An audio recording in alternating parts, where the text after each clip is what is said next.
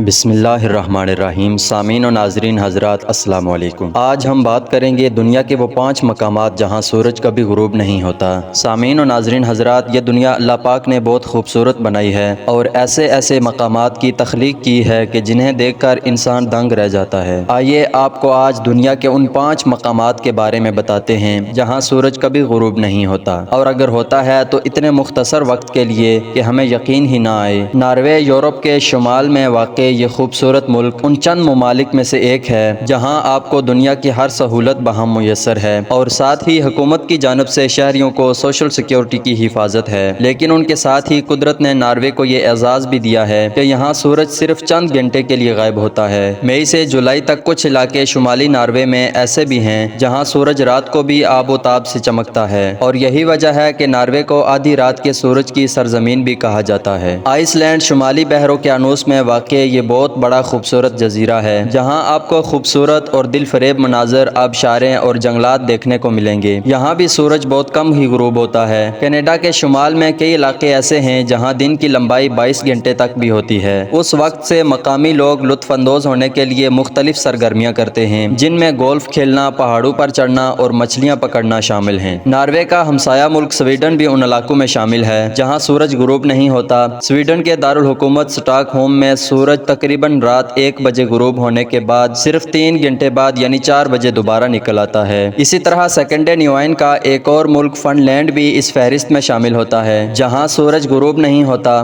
یہاں لوگ موسم سے لطف اندوز ہونے کے لیے سکینگ، سائیکلنگ اور پہاڑوں پر چڑھتے ہیں۔